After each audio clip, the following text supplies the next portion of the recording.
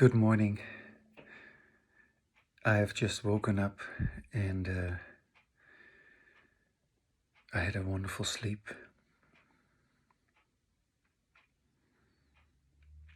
And I wanted to pay some extra attention today to the possibility of having embodied language and speaking in exactly the way that I want to talk. You know, it was very beautiful a long time ago that one time I found a little gong, and this gong I can actually get it. It's not too much of a trouble. Hold on a second. Here, I'll show you. Hold on. I have it. I have it right here.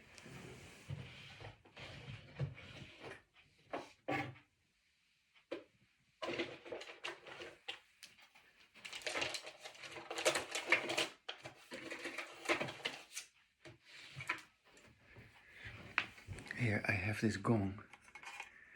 I once found this gong and this stick. I found it in a box in a house where I was living. And when I found this gong, I said, "Oh, that sounds good." And then when I hit this gong and when I said that, that was the first time that I heard myself while I was speaking. And so when I heard that sound, that was when I said to myself, I want to talk like this. I want to talk with this sound, with this resonant sound. Yeah. And I might as well just one more time briefly explain how this gong, how this came to symbolize for me embodied language.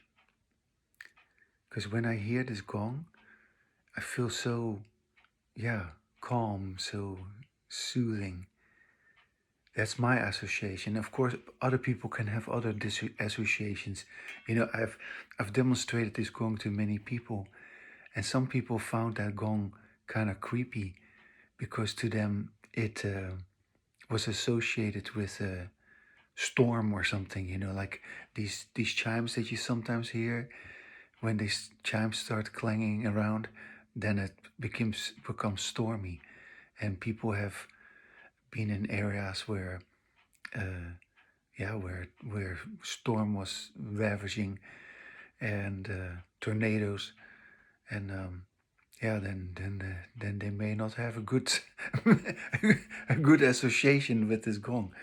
But for most people, I have found that if I let them listen to this gong, and when I ask them, what do you associate with this sound? Most people would say peacefulness, quietness, meditation, prayer, church, something relaxing, resonance, a feeling of becoming present. And so when I found this gong, I let me just go and sit again. I like to sit like this here.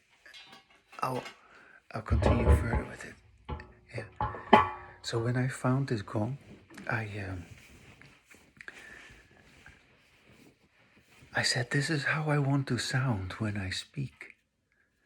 And although I could effortlessly produce that sound, which is pleasing to me, whenever I went out, whenever I got to talk with people, I realized that I wasn't speaking with that sound, even though I wanted to, even though I tried to. And I had to go back into my attic because at the time I was living in a house where there was an attic and the attic was empty, and that's where I found that box with this gong in it. And so I had to go back into my attic and get my gong again and hit it again and say to myself, what happened? Why is it so difficult to produce this sound? The sound of my embodied language, the sound which I want to have when I speak. And why do I want to have that sound so badly? Because that's another thing. I very strongly felt that yeah, this is how I want to sound. And as I said this to myself, I said, no, this sounds so good. This feels so good. I want to do whatever it takes to be able to speak with that sound. And so I was wondering, what changes this sound? Because if I do not produce this sound, then this sound must have somehow changed. So this is how I came up with the idea. Here, I use these pins. Do you see these pins? I have these pins, and I put these pins on the gong. Do you see that? Yeah. I have 3 of these pins. Here. Do you see that? How I have put these pins on the gong? Yeah. Now, you can see, and I put little rubber bands on them so to make the sound muffled. Yeah. Here. Now, it doesn't resonate anymore. Yeah. Before, you hear the beautiful resonant sound, but now with these pins on the gong, it is muffled. Yeah, if I take the pins off again, and yeah, you hear the sound coming back again. So when I sort of experimented with putting these pins on the gong, and I just randomly took 3 pins, 3 pins seemed like enough. I said, something is changing the sound of my voice while I speak. And what is that? And I began to ponder what these 3 pins represent. Yeah, what do these pins represent? I have these 3 pins here. These 3 pins, do you see them? I put these 3 pins on the gong and I take them off again. When I put these pins on the gong sounds horrible. When I take them off, the gong sounds wonderful. So if I speak with the sound, which is like this gong, I sound really great. I feel good. I'm happy. This is how I want to sound. This is how I want to speak. But when my voice changes, what are the 3 reasons that my voice changes? I was wondering. What could be a reason that my voice changes? And as I was, going back into my room again, after I have had some conversation with somebody, and I kind of felt like, yeah, I was trying to have this embodied language, yeah. I was trying to have embodied language with that person, but I wasn't successful. And I was wondering, what was it that changed my voice? What was it that made me not produce this sound? Why couldn't I carry on with that? And you know what I came up with? The first reason that I do not listen to myself. Yeah. The first pin on the gong, which is just something to make it visible, to make it audible. The first pin on the gong is that I wasn't listening to myself, and that I was trying to say something to other people, but I wasn't listening to myself. I was carried away by what I was saying, but I was not listening to myself. I wasn't paying attention to how I was sounding. So I was trying to explain this, but I didn't realize that as I was bringing all my attention to what I was saying, I wasn't paying attention to how I was sounding. And I got carried away by what I was saying. So this first pin, I call this pin verbal fixation. And so the famous saying in which we say, "Hey speaker, it's not what you say, but how you say it," refers to that.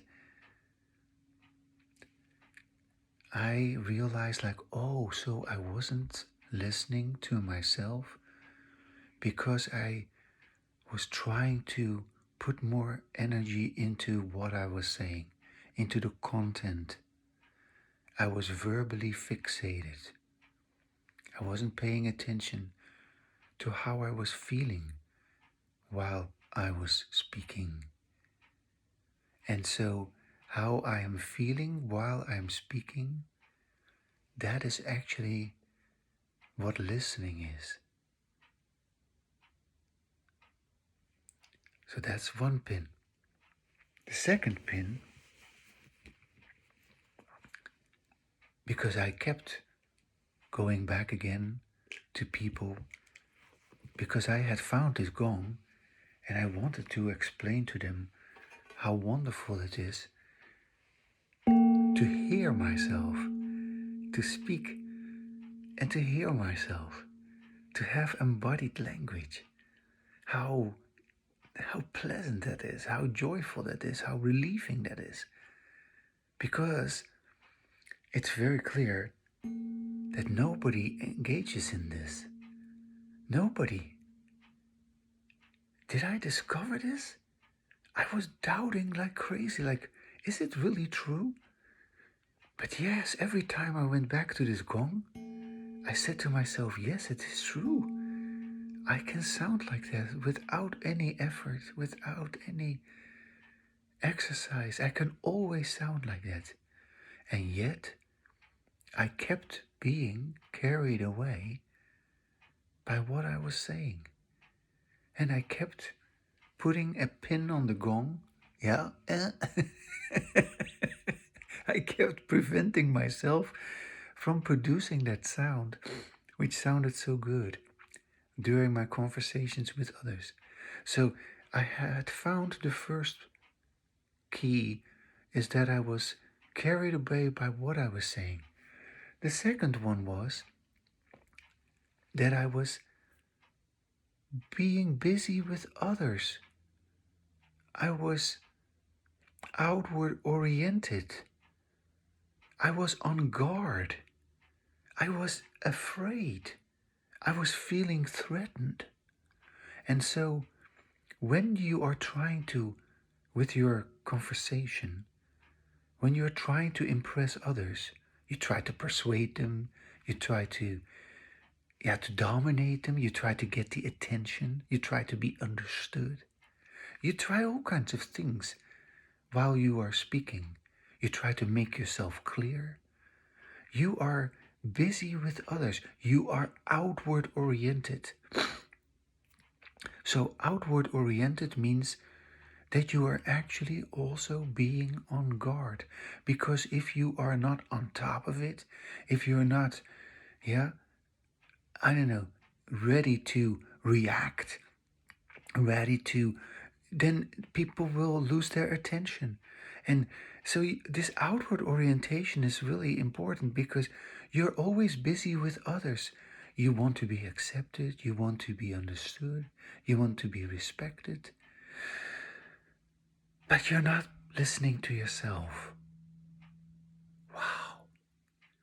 So when I speak, and when I speak as a speaker, and I'm busy with the listener, and my attention goes to the listener, then I am not sounding like this. So I realized as a speaker, I am the listener. I am listening to myself. So in embodied language, I am not busy with others. I'm just only busy with myself. Yeah? So the outward orientation, being busy with others, and being busy with others also means that there is an internal and an external environment. And then, when I listen to myself, all of a sudden I experience this oneness between what is supposedly internal and external. And later on, I discovered, I became more and more certain that there is no inner language. There cannot be any inner language. There is no mind. Yeah? So, outward orientation means that you're not listening to yourself. And then when you begin to listen to yourself, when you take the pin off the gong, all of a sudden you realize there is no inner language, there is no mind, there is no thought. There cannot be any sentence inside of me. I am not having a conversation inside of myself with myself. That is just a fantasy which is created by our usual way of talking, which is disembodied language. Now, we have had 2 pins of the gong now. That is verbal fixation and outward orientation. The 3rd pin on the gong, here I'll put them again on there. The 3rd pin on the gong is struggle. All our conversation is in some way or other a struggle. A struggle between how I presumably perceive myself, what I believe myself to be, and what other people believe, or how other people perceive me. And so I want to be perceived a certain way. And so I'm trying to do something with you, with the listener, with the audience, to be perceived that way. And so I'm struggling because I'm afraid that you may actually see the difference between how I see myself and how you see me. And I'm holding back all kinds of things which I don't want you to see. Yeah. And so there's a struggle between you and me who may speak.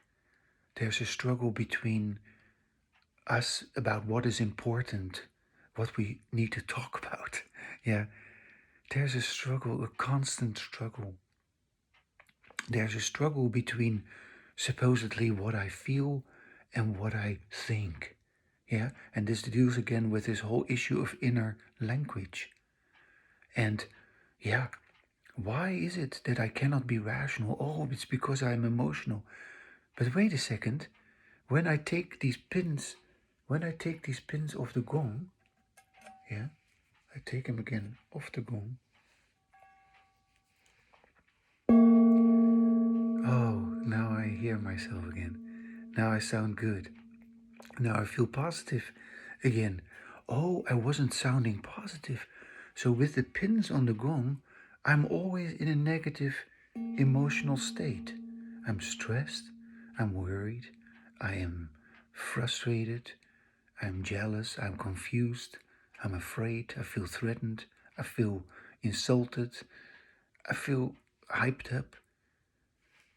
But like this, I come out of the struggle. I come out of the being busy with others. I no longer am carried away by what I'm saying. I'm simply listening to myself. So now the pins are off the gong, and I'm not struggling. I'm at peace. I am one with myself. And in very simple words, I'm able to let myself know with my embodied language that this is who I am. With my resonant sound, with my embodied sound, I can speak about who I really am. And that is what I call my language enlightenment. Yeah. So this gong, I've demonstrated this to gong many, many times. People have always responded predominantly very good to this gong. And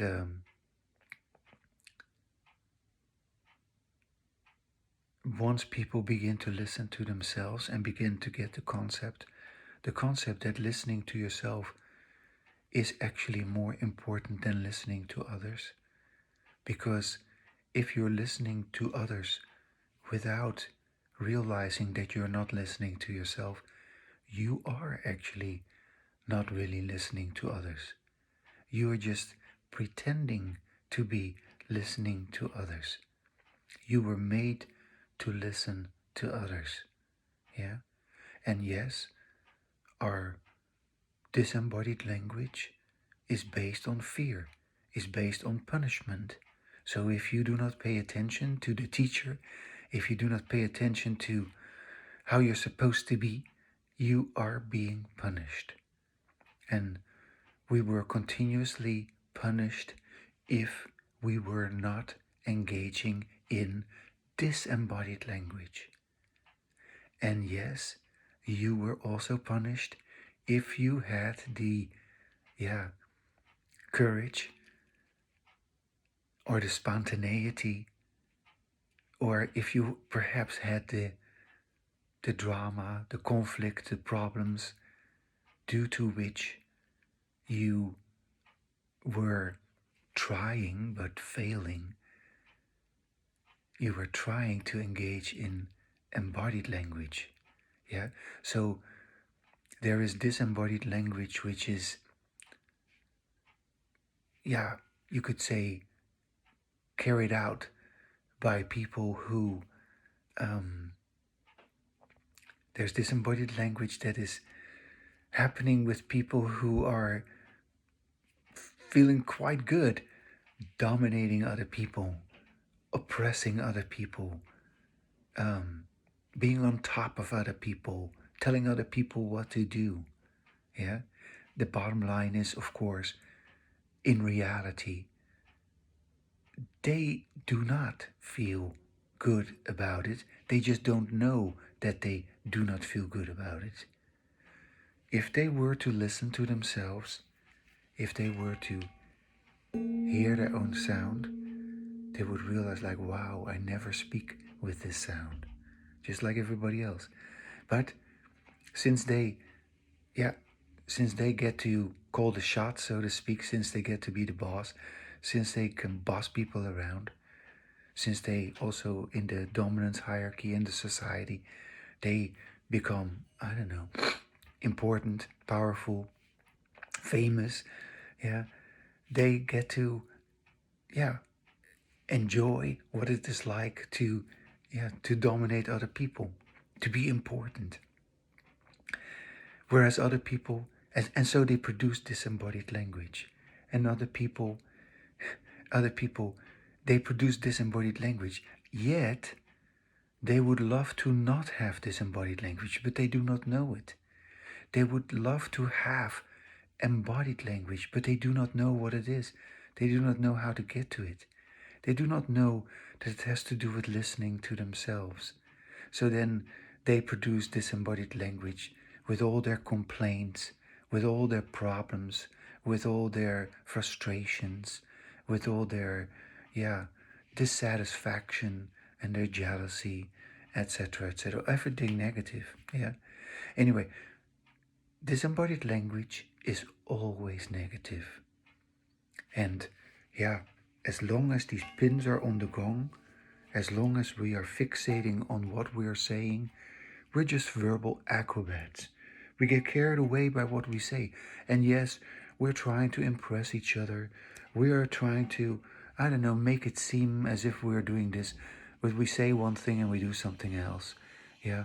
So we are totally conflicted. We are very, yeah, we're very paradoxical or very, how do you say that?